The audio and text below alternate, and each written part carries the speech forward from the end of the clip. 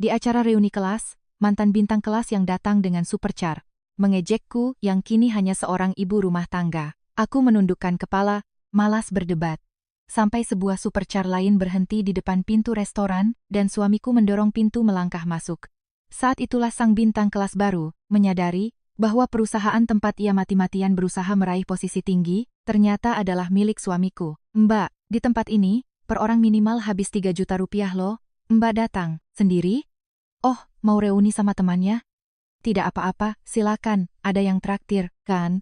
Ara sudah datang tuh, sini cepat. Bima sekarang naik 20 kilo.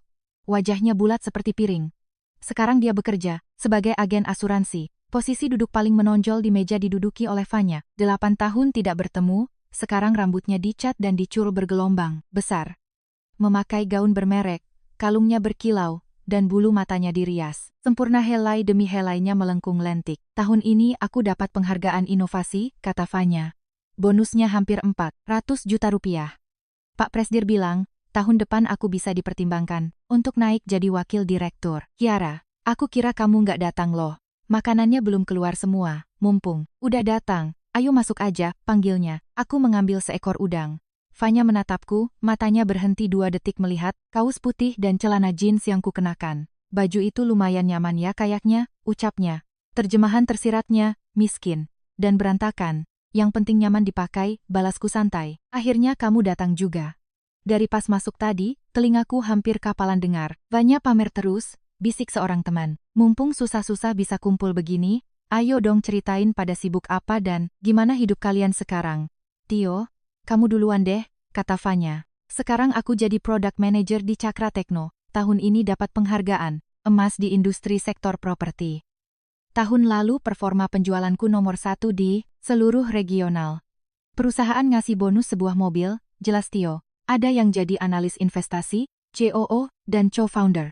Semuanya melaporkan pencapaian masing-masing, dan tanpa sadar, setiap orang menatap ke arah Fanya. Setelah berbicara seolah sedang mengumpulkan kertas ujian dan menunggu ibu guru memberi nilai. Bagus banget, hebat loh. Kalau butuh asuransi prudensial atau semacamnya, cari aku aja. Dapat harga teman, diskon 20%, potong Bima. Ara, Fanya beralih padaku. Sekarang kamu jadi manajer di perusahaan mana? Nada bicaranya terdengar seperti penuh harap, tapi sebenarnya penuh dengan sindiran. Dulu di kampus, aku selalu juara 1 di jurusan. Selama 4 tahun, Fanya selalu tertahan di posisi kedua. Saat lulus, dia dapat 2 tawaran kerja, sedangkan aku dapat 5. Semua orang mengira aku akan terbang paling tinggi. Hasilnya, 8 tahun kemudian, aku memakai kaos putih dan celana jeans, duduk di sudut meja menggerogoti udang. Tidak punya pekerjaan. Di rumah saja numpang, hidup sama suami. Reza tertawa paling keras di meja itu, sampai menepuk meja. Juara kelas zaman dulu, sekarang jadi ibu rumah tangga. Plot twistnya kencang banget nih. Hahaha. Tio membetulkan kacamatanya. Tatapannya berbicara sangat jelas. Lulusan terbaik, di kelas sekarang hidupnya begini, sayang banget. Ara sayang, kata Fanya, perempuan itu tetap harus punya karier sendiri loh. Bergantung pada suami juga nggak bisa selamanya. Siapa tahu suatu hari nanti, kamu ngertilah maksudku. Dia tidak menyelesaikan kalimatnya, tapi semua orang paham maksudnya. Siapa tahu, suatu hari suamimu sudah nggak butuh kamu lagi? Kalimat ini kedengarannya bagus, luarnya seperti bentuk kepedulian, tapi di dalamnya penuh dengan pisau. Tersembunyi. Kamu benar, kataku. Tapi, aku numpang hidup dengan sangat bahagia. Bima yang duduk di sebelahku nyaris menyemburkan jus jeruknya. Senyum di wajah. Fanya membeku sejenak, tapi dengan cepat kembali normal. Dia menoleh dan berbicara dengan orang di sebelahnya. Jujur aja, udang di sini segar dan manis banget. Lebih enak dari menu-menu lain di meja ini. Sesi pamer seolah selesai, namun atmosfer mulai berubah menjadi ajang pamer terselubung. Fanya mengeluarkan ponsel keluaran terbarunya. Bulan lalu pas dinas ke Paris, sekalian beli 40 juta rupiah sih, ya hitung-hitung, buat hiburan aja. Tatapannya sengaja berhenti pada ponsel lamaku yang hanya dilindungi casing bening seharga 99.000 rupiah. Fanya, tas ini beli di Paris juga? Model baru yang di Indo belum masuk ya? Tanya seorang teman. Fanya sedikit mengangkat dagunya, mengatur sudut kemiringan tasnya agar mengarah tepat ke Citra yang sedang duduk. Citra menundukkan wajah meminum sup, pura-pura tidak melihat apa-apa. Kalian pada naik mobil apa ke sini? Aku baru ganti BMW X5. Beda banget. Tarikannya sama seri 3 yang dulu. Mobil build-up Eropa, tipe tertinggi. Tahun lalu baru ambil mobil sport listrik impor, hadiah dari investor. Semua orang menaikkan volume suara mereka sedikit lebih keras. Takut orang lain tidak dengar. Farah sih naik mobil biasa aja. Anak perempuanku yang milihin, celetuk seorang teman. Satu meja tertawa riuh. Bima nyengir lebar, sama sekali, tidak peduli gengsi. Oh iya Ara, suami kamu naik mobil apa? Seketika, semua mata kembali tertuju padaku, menunggu tontonan seru. Nggak tahu pasti, jawabku jujur. Mobil dia banyak banget, aku nggak perhatiin, hari ini dia bawa yang mana. Begitu kalimat itu keluar, satu meja kembali tertawa terbahak-bahak. Tapi kali ini, suara tawanya berbeda dari sebelumnya, jelas membawa nada ejekan karena menganggapku sedang berhalusinasi. Saking banyaknya sampai nggak ingat. Ara, halumu tingkat dewa ya, aku jadi pengen kenalan sama suami kamu deh. Palingan 2 motor listrik. Satu dipakai buat kerja, satu lagi buat ke pasar. Makanya wajar susah diingat. Hahaha, aku tidak menjelaskan apa-apa. Aku membuka cangkang kepiting. Di dalamnya penuh dengan telur kepiting. Warnanya oranye kemerahan dan berkilau. Satu-satunya hal yang menghiburku malam ini hanyalah hidangan di meja ini. Ara, aku ngomong jujur nih, ucap Fanya, berhenti sejenak lalu menghela napas panjang. Dulu, kamu itu orang paling pintar. Sampai sekarang aku masih ingat, pas semester 5 waktu kamu dapat juara nasional, semua dosen bilang kamu pasti bakal jadi orang besar. Hasilnya sekarang kamu malah di rumah numpang hidup sama suami. Benar-benar sayang banget. Kalau saja aku tidak melihat kilatan kepuasan yang tak bisa disembunyikan dari matanya, aku hampir saja percaya dia tulus. Memang sayang banget sih, kataku. Fanya tak menyangka aku akan mengakuinya, dia sedikit tercengang. Sayang banget sepiring kepiting yang kelihatan enak itu, masih ada satu kukusan di dapur. Nggak tahu bakal dikeluarin lagi atau enggak. Bima tertawa menyembur, nyaris menjatuhkan sumpit di tangannya. Citra diam-diam, menendang kakiku dari bawah meja. Senyum di wajah Fanya tak bisa dipertahankan. Lagi, sudut bibirnya sedikit kaku. Tepat saat itu, pelayan restoran membuka pintu dan mulai menyajikan ronde makanan kedua. Ayo, balik ke topik penting, kata Reza, langsung mengeluarkan ponselnya. Hari ini mumpung pada ngumpul, kita tukeran kontak WA dan follow Instagram, biar kedepannya gampang komunikasi dan saling bantu. Share koneksi lah. Ara, kamu punya kartu nama nggak? Tanya Tio. Nggak punya, aku kan nggak kerja. Senyum di wajah Tio berhenti setengah detik, lalu dengan sangat natural, melewatiku dan lanjut bertukar kontak dengan orang di sebelahnya. Gadis yang duduk di sebelah kiriku, yang dulunya adalah bawahan Fanya di kepanitiaan kampus, bertanya, sekarang kamu nggak kerja, terus di rumah. Seharian ngapain aja, nggak bosan? Nonton Netflix, bawa kucing jalan-jalan, kadang-kadang masak. Santai banget ya. Kamu nggak merasa, hidup kayak gitu, nggak ada value-nya sama sekali? Emangnya kamu pikir pergi kerja itu untuk mewujudkan value kehidupan? Balasku. Dia tertegun sejenak, membuka mulut tapi tak bisa berkata apa-apa, lalu langsung memalingkan wajah. Bima meletakkan layar ponselnya di depanku, menatapku dengan wajah pasrah. Zaman dulu juara 1 di kelas, sekarang bergantung sama suami. Pasti, pernikahannya juga nggak enak-enak banget. Lihat aja cara dia berpakaian, kasihan banget. Nggak kasihan kok, balasku tenang. Itu jalan yang dia pilih, sendiri. Namanya juga reuni, Ra. Kalau nggak main adu gengsi, pamer, superioritas, dan banding-bandingin siapa yang lebih hebat, ya bukan reuni, namanya. Kok kamu nggak marah sama sekali sih? Tanya Bima.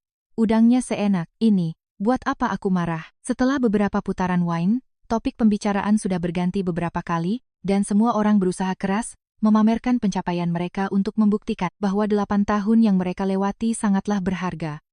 Fanya benar-benar bintang utamanya.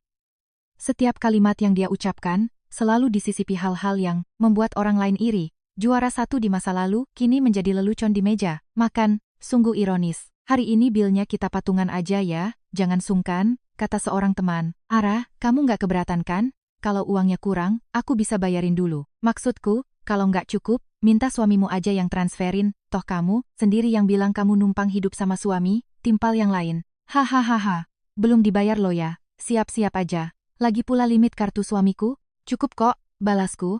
Satu meja tertawa lebih keras lagi, mereka semua menganggapku sedang melawak. Ponselku bergetar. Udah sampai? Makanannya enak? Udah. Teman sekelas antusias, banget, antusias ngejek aku. Aku jemput ya. Nggak usah, emang belum selesai. Aku, udah di jalan. Aku menatap layar selama beberapa detik. Mulut bilang tidak usah, tapi orangnya sudah jalan. Kalau udah sampai jangan langsung naik, takut pada kaget nanti. Fanya yang duduk di seberang terus mencuri pandang ke arahku. Meski tak bisa melihat isi pesannya, dia bisa melihat sudut bibirku yang tersenyum. Lagi chat sama suami ya, Ra? Iya, dia bilang mau jemput. Dengar tuh semuanya, suami. Ara mau datang. Satu meja langsung memusatkan perhatian padaku. Mata mereka menempel padaku, menunggu tontonan menarik. Ujung bibir Reza mulai menyeringai. Tio membetulkan kacamatanya, menatapku dengan sorot mata seolah menunggu sampai kapan aku akan terus membual. Aku menunduk dan lanjut mengupas udang, tidak merespons dan membiarkan mereka tertawa. Ara, suami kamu kerja apa sih? Bisnis. Bisnis apa? Teknologi. Perusahaannya besar atau kecil? Sedanglah. Omzet per tahun berapa? Nanyanya langsung to the point. Fanya tidak mencegah mereka, dia memegang gelas. Wine-nya menunggu jawabanku. Aku kurang perhatiin. Urusan dia ya biar dia yang urus, aku cuma peduli makan aja. Hahaha, suami biayain istri hidup santai, hebat juga tuh. Terjemahan kasarnya. Palingan bos kecil, bisa ngasih makan, istri aja tapi nggak ada yang bisa dibanggain. Nanti jemput bawa mobil apa? Parkir di depan pintu dong biar kita semua bisa lihat. Jangan-jangan tebakan. Motor listrik tadi beneran lagi? Aku bercanda lo tadi, tapi perusahaan kecil. Pasti tekanannya besar, kamu jangan terlalu boros, sadar diri sedikit. 1. Meja kembali tertawa dengan penuh kebaikan hati. Kebaikan hati yang merendahkan. Pesan masuk lagi, 15 menit lagi sampai. Kamu mau makan seblak atau apa?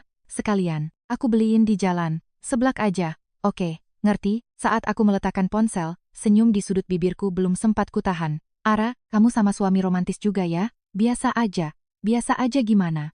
Barusan, ekspresimu nggak kayak biasa aja.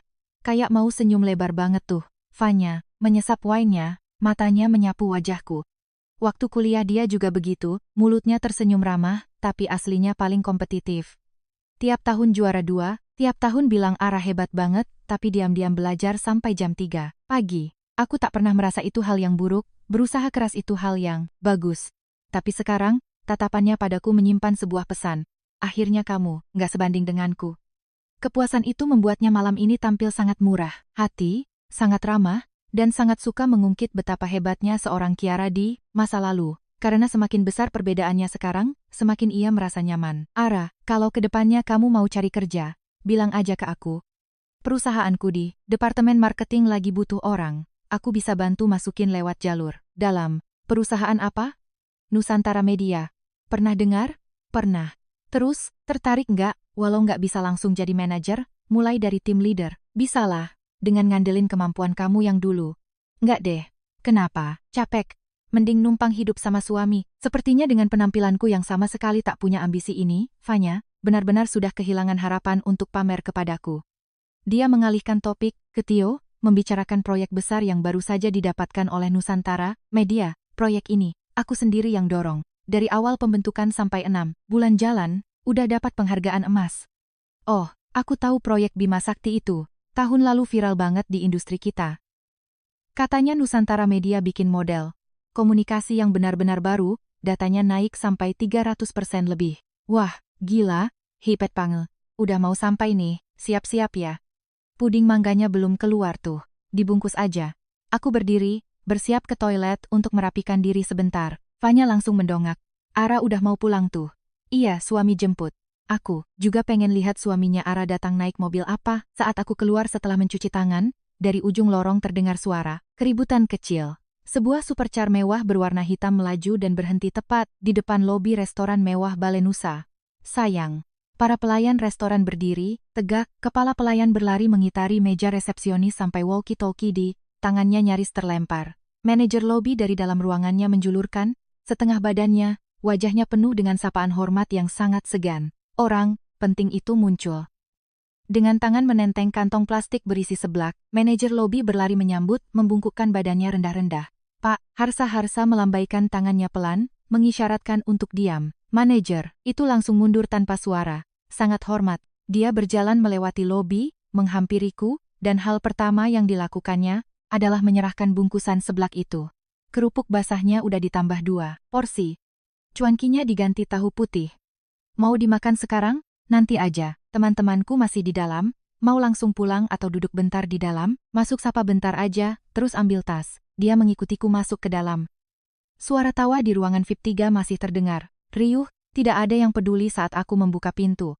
Fanya sedang bercerita tentang pengalamannya mengikuti forum eksekutif tingkat tinggi, suaranya penuh, percaya diri. Harsa melangkah masuk di belakangku. Beberapa orang yang duduk di dekat pintu melihatnya lebih dulu.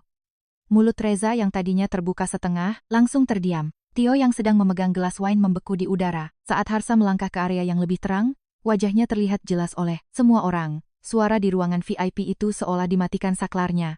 Cerita Fanya terputus di tengah jalan. Satu meja hening selama 3 detik. Harsa berdiri di sana.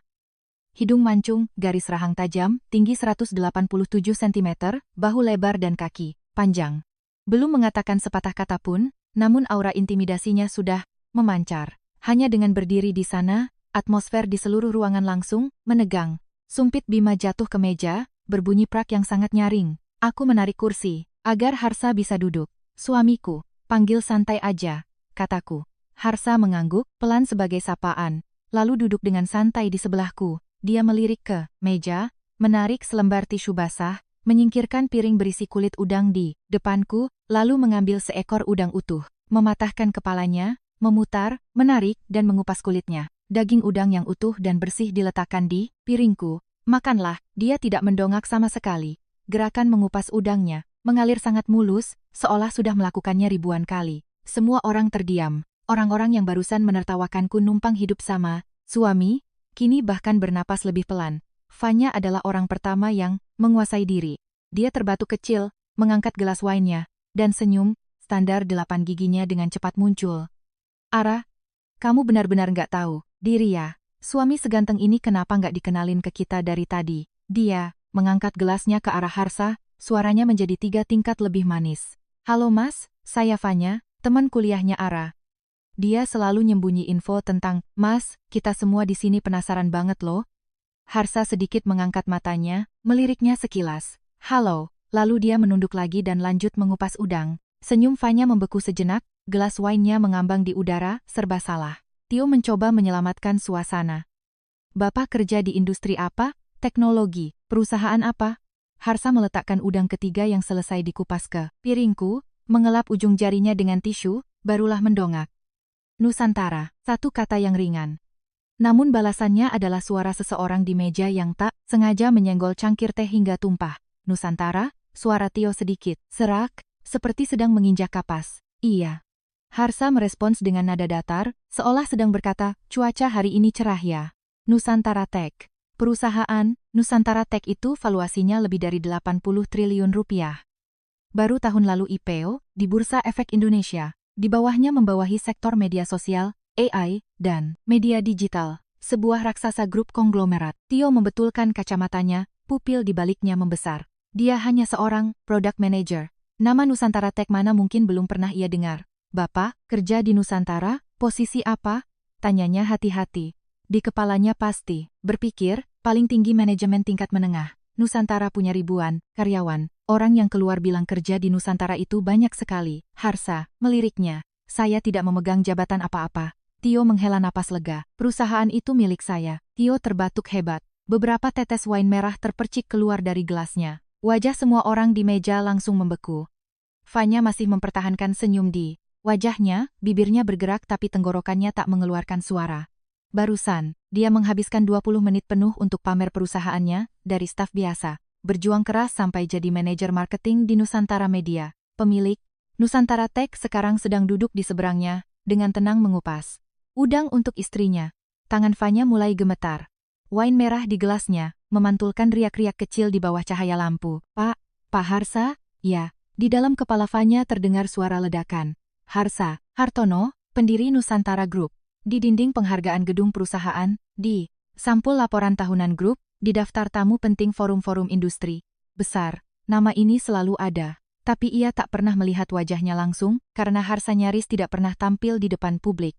Semua urusan eksternal, grup diurus oleh CEO. Harsa hanya muncul di rapat dewan direksi dan manajemen inti. Dan sekarang, sosok itu ada di sini. Fanya, di bawah meja, layar-layar ponsel menyala. Semua orang diam-diam, mencari informasi profil founder Nusantara Group, Harsa Hartono.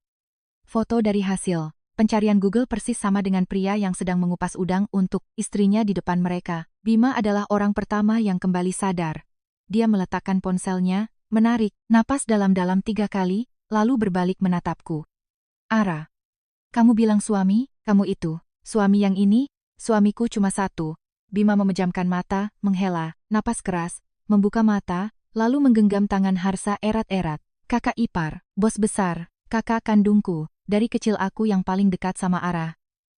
Bukan, pas kuliah. 4 tahun kuliah aku dekat banget sama dia. Dia mau makan, udang aku yang kupasin, dia mau minum kuah aku yang ambilin mangkuknya. Harsa, menatapnya datar. Kamu barusan makan 3 udangnya dia kan? Itu aku, lagi ngetes racun buat kakak ipar. Aku yang baru meminum seteguk jus jeruk, nyaris tersedak.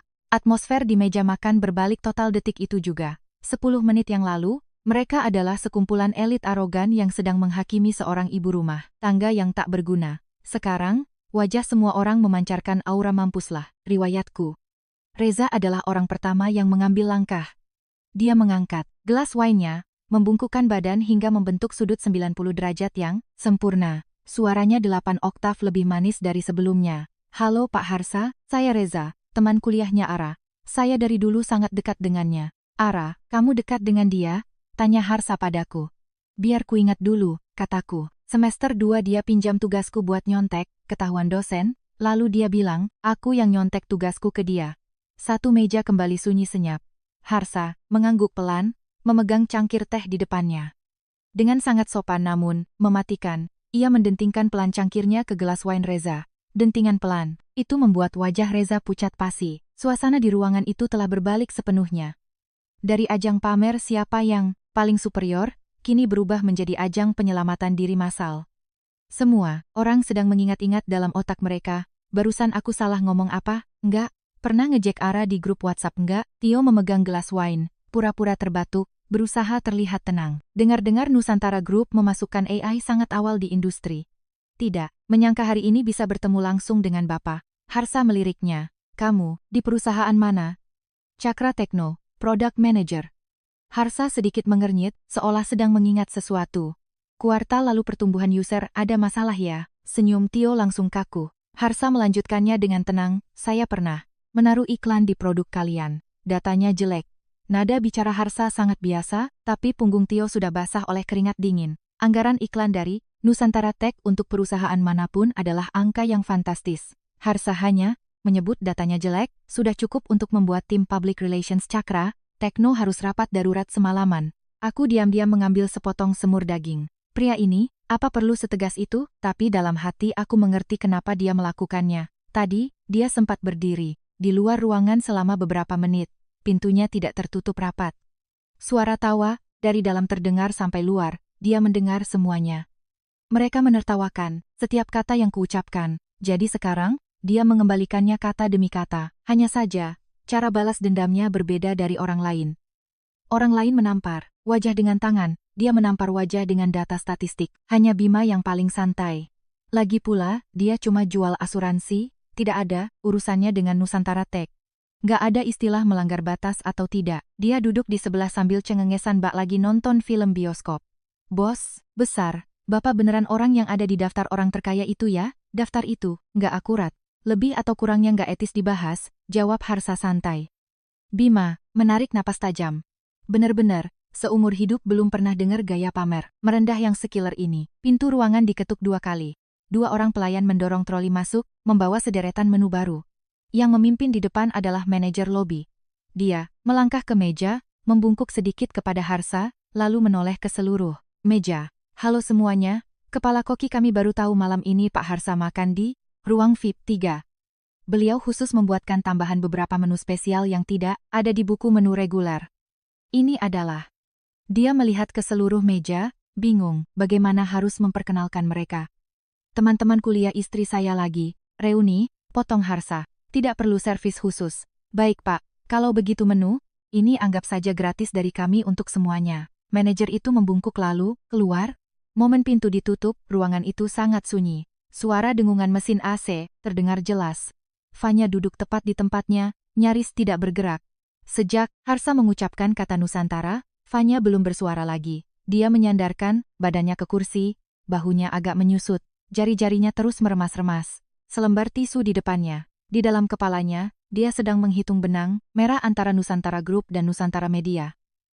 Bos dari bosnya, sekarang sedang duduk di seberangnya. Menjadi tameng bagi perempuan yang ia ejek habis-habisan sepanjang malam. Tadi dia ngomong apa ya? Perempuan harus punya karier. Kalau nggak cukup uang, minta suami transferin. Suami kamu bawa motor listrik ya? Dia rasanya ingin mati saja saat itu juga. Gadis di sebelahnya menyenggol lengan Fanya. Suaranya sangat pelan, nyaris tak terdengar. Fanya, kamu nggak apa-apa? Tolong biarin, aku sendiri, jawab Fanya sangat lirih. Sambil makan, aku meliriknya sekilas. Sejujurnya, aku tidak berniat mempermainkannya. Hari ini aku datang reuni karena ditarik oleh Bima. Dia bilang, kalau kamu nggak datang, mereka bakal mikir kamu hidupnya makin hancur. Bagiku tidak masalah, hidupku bukan tontonan buat mereka. Tapi Harsa bersikeras, ingin menjemputku, dan bersikeras masuk ke ruangan. Ya sudahlah, nasi sudah menjadi bubur. Suasana canggung mulai memudar, berubah menjadi sedikit tertib. Semua orang di ruangan kini menunjukkan sikap yang 180 derajat berbeda saat berinteraksi dengan Harsa. Sebelumnya mereka mencari-cari celah untuk merendahkan suamiku, sekarang mereka sedang menghadap Direktur Utama Nusantara Group. Terus terang saja, meja penuh elit yang sok hebat tadi, hanya dalam 5 menit, semuanya menunduk, patuh. Tio adalah orang pertama yang menyesuaikan sikapnya. Dia mengangkat gelas, mengarahkannya ke Harsa. Senyum rendah hati yang memamerkan gusinya mengembang lebar. Pak Harsa, saya bersulang untuk Bapak. Cakra Tekno dan Nusantara saling bekerja sama, ke depannya mohon bimbingannya. Harsa memegang cangkir tehnya, menyentuh pelan gelas Tio. Reza langsung menyusul dengan gelas kedua. Pak Harsa, dulu saya di properti, sekarang baru banting setir. Bapak lihat apakah di Nusantara ada lowongan atau channel rekrutmen internal? Senyum Reza mengeras, di wajahnya saat Harsa hanya menyentuhkan gelasnya pelan. 1 putaran toast, selesai. Semua orang sudah menyentuhkan gelas, tapi cara Harsa menolak sangat elegan. Mereka merasa diri mereka yang kurang layak, bukan karena ditolak, mentah-mentah. Hanya 1 orang yang belum bergerak. Fanya masih duduk diam di tempatnya. Setengah gelas wine sudah ia habiskan. Make-upnya masih sempurna, tapi auranya sudah hancur lebur. Kepercayaan diri orang superior yang menyelimuti seluruh ruangan sejak ia datang, kini menguap tak berbekas. Dia diam, membuat keputusan dalam hati. Lalu tiba-tiba berdiri, berjalan menuju Harsa dan aku. 1 meja, langsung memusatkan perhatian padanya. Ara, hal ini. Kamu nggak bilang apa-apa sama aku, katanya. Dia berusaha keras memaksakan senyum, mengangkat gelas ke arahku. Suaranya terdengar tulus, merendah. Sikapku tadi, aku memang terlalu banyak omong kosong. Omonganku, ngawur, kamu jangan masukin ke hati ya. Kalau saja ini ada di scene lain, mungkin aku akan tersenyum dan membiarkannya lewat. Tapi aku melihat, di layar, ponselnya yang menyala. Dia sedang mengetik draft untuk diunggah ke Instagram. Story, reuni angkatan, bareng Pak Harsa dari Nusantara Group. Dia bersiap memamerkan koneksinya. Aku memalingkan wajah. Nggak apa-apa kok. Mata Fanya menyorotkan kecanggungan yang jelas. Beneran nggak apa-apa? Sudah ku bilang, nggak apa-apa, kamu duduklah. Dia tidak mau duduk. Dia menoleh ke Harsa, mengangkat gelasnya lebih tinggi. Pak Harsa, saya adalah manajer marketing Nusantara Media. Fanya belum sempat punya kesempatan bertemu langsung dengan Bapak. Kedepannya kalau ada kesempatan, saya berharap bisa lebih banyak memberikan laporan kerja pada Bapak. Urusan media, laporan saja ke CEO medianya. Potong Harsa, sama sekali tak memandangnya. Tangannya masih mengupas udang. Dia sangat tidak suka membahas urusan pekerjaan di acara pribadi. Aku berkata dingin, hari ini kan acara reuni kelas, bukan acara business dinner. Kalimat itu tidak keras, tapi tiap katanya menusuk langsung ke rasa sakit Fanya. Dia mengubah reuni menjadi ajang cari koneksi. Dia memanfaatkan teman-temannya untuk memoles reputasi kariernya. Dan, wanita yang baru saja ia rendahkan, kini sedang mengajarinya apa arti menjaga kehormatan diri. Bibir Fanya bergetar pelan. Perlahan, ia meletakkan gelasnya, berjalan kembali ke tempat duduknya. Kali ini dia tidak duduk tegak. Ia bersandar layu di kursi, bahunya menyusut. Matanya menatap kosong ke meja. Jari-jarinya tanpa henti memelintir tisu yang kini sudah tergulung seperti tali kusut. Makanannya pasti udah dingin nih, Tio memecahkan kesunyian. Dia berdeham, kecil. Gaya bicaranya jauh lebih rileks. Tidak lagi tergesa-gesa mencari koneksi, melainkan menatapku dengan tulus. Ara, jujur aja ya, hari ini aku ngerasa malu banget. Aku meliriknya. Dulu di kampus, kamu itu orang yang paling luar biasa. Hal ini mau lewat 8 tahun atau 18 tahun, gak akan berubah. Kata-kataku tadi, dia berhenti, seolah berpikir keras. Candaanku soal motor, listrik tadi, aku minta maaf ya. Dia mengangkat gelas wine-nya, berdiri, melakukan tos serius ke arahku dan Harsa.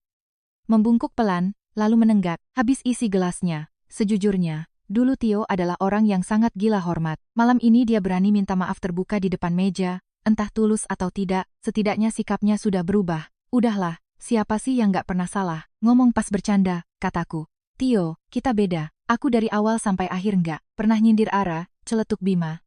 Kamu nyolong 3 udangnya dia. Aku kan, lagi ngetes racun buat kakak ipar. Tiap udang yang dia makan, aku jamin, keamanannya pakai nyawaku sendiri. Satu meja akhirnya tertawa lepas. Kali ini, tawanya berbeda. Ada rasa lega, ada kecanggungan, seolah semua orang akhirnya sadar betapa noraknya ajang pamer dan gengsi malam ini. Dan orang yang benar-benar punya kualifikasi untuk pamer, dari awal sampai akhir cuma melakukan satu hal, mengupas udang untuk istrinya. Kalian pikir ceritanya selesai di sini? Belum.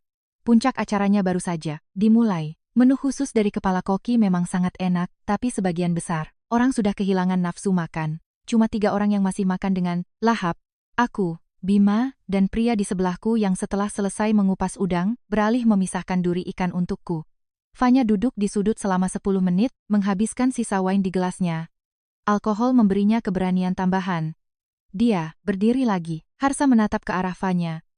Tatapannya tidak mengandung amarah sedikit pun, tidak ada penghinaan.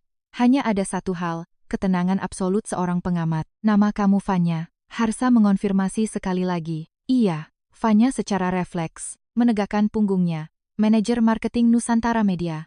Benar Pak, proyek Bima Sakti. Kamu yang pegang? Fanya langsung bersemangat. Benar, Pak. Mulai dari inisiasi sampai tahap eksekusi, seluruhnya saya yang memimpin. Strategi komunikasi menyeluruh untuk proyek itu.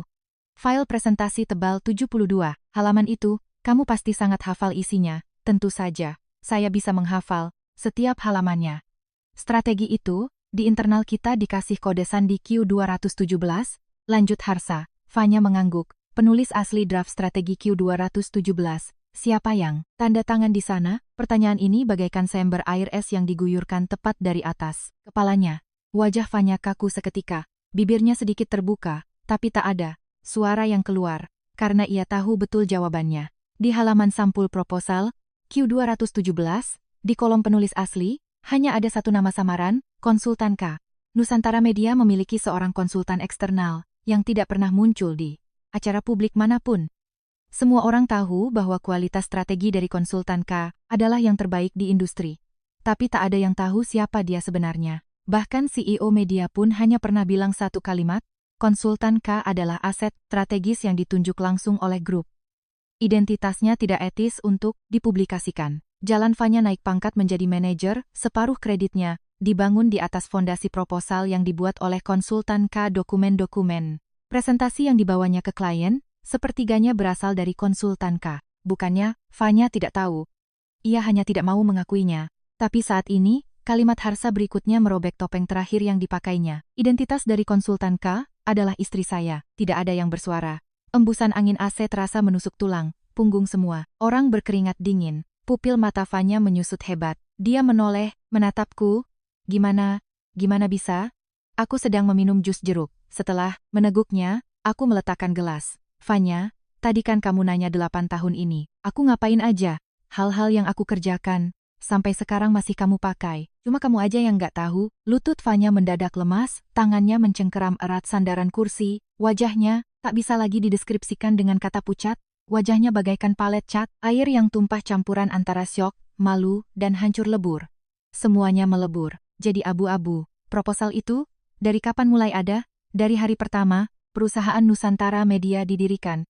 Tangan Fanya merosot dari kursi. Bibirnya bergetar. Dia tiba-tiba menyadari fakta yang jauh lebih mengerikan. Konsultan K bukan sekadar penyuplai materi strategi. Konsultan K punya hak asesmen penuh untuk melihat semua data mentah dan proses internal dari setiap proyek.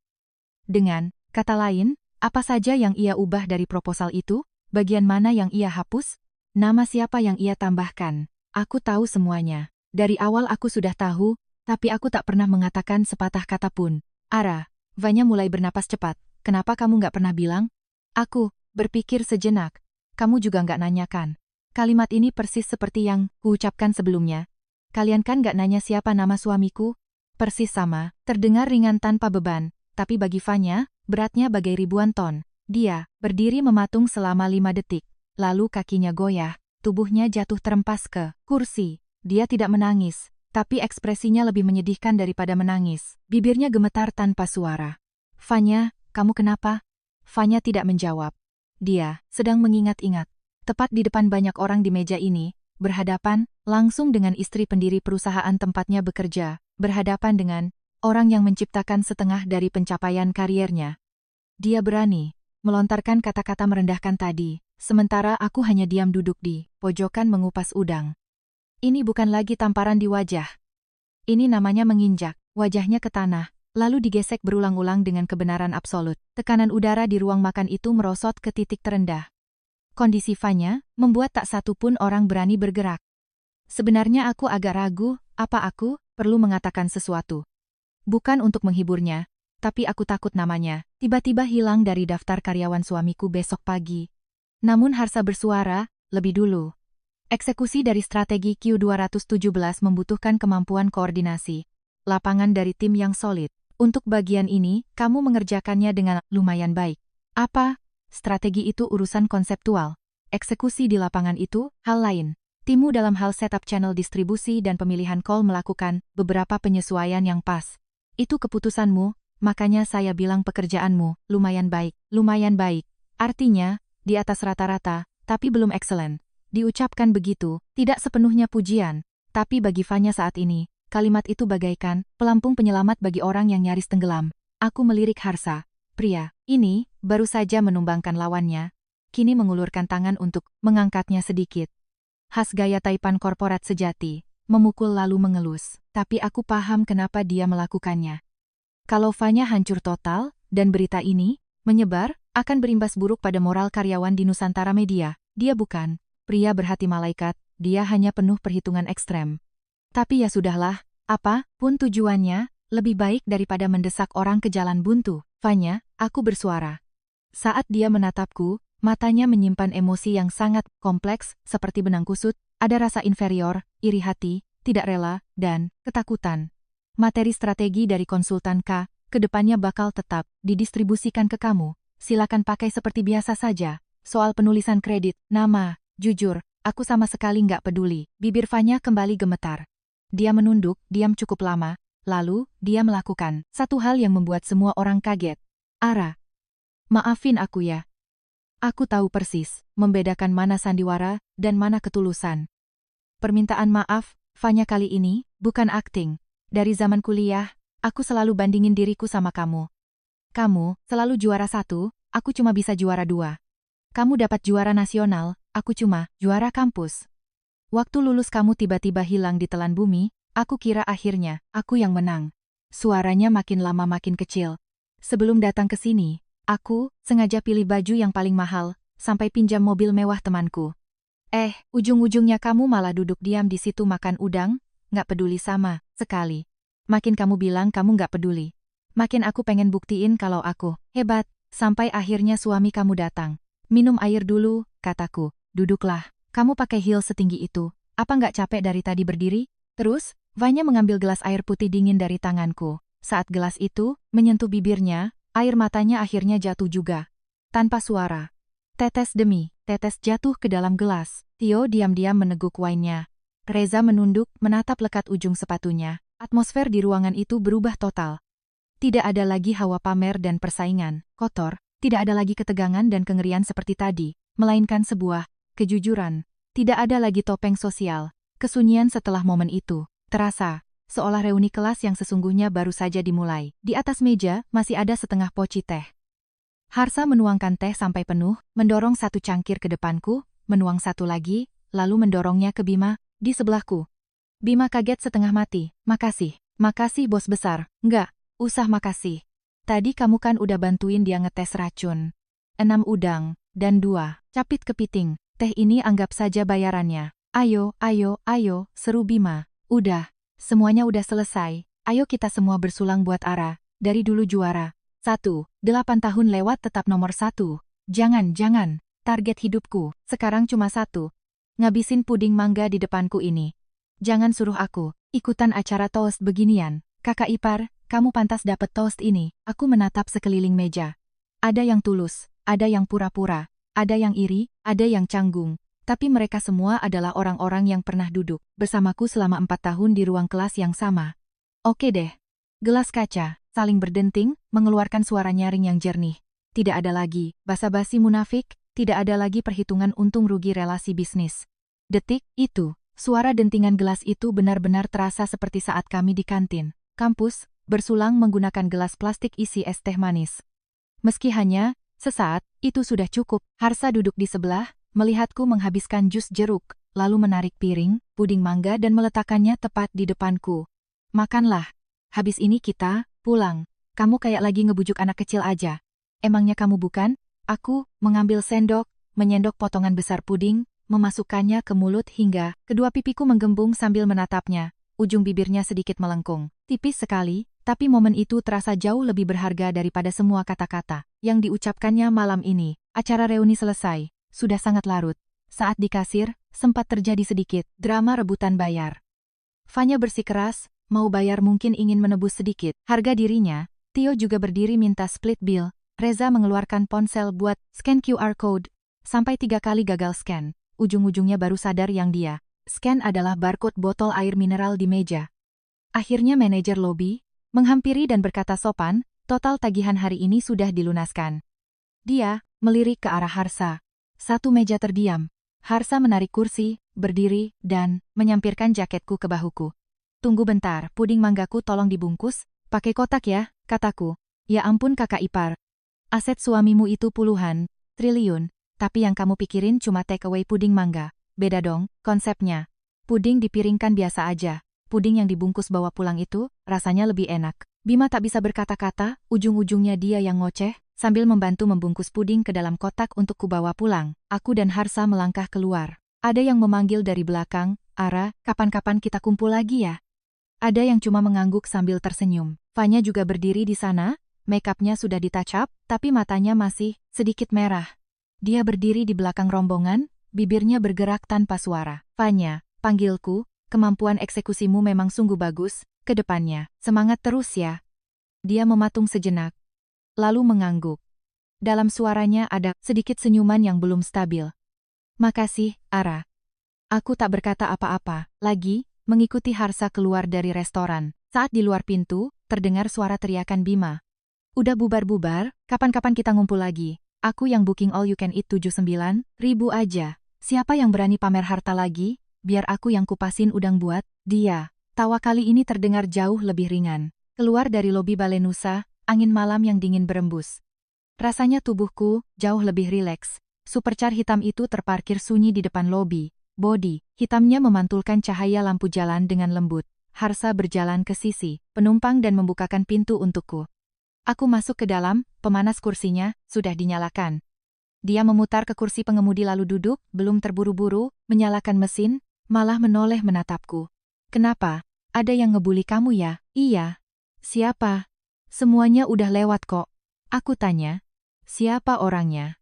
Aku memiringkan kepala menatapnya. Cahaya lampu jalan, dari luar jendela menerpa, garis rahangnya, menciptakan batas terang gelap yang tegas. Wajah ini, kalau lagi serius, benar-benar tampan, tapi juga benar-benar terasa tak tersentuh. Fanya ngomong agak nyindir dikit, nggak sampai ngebully kok.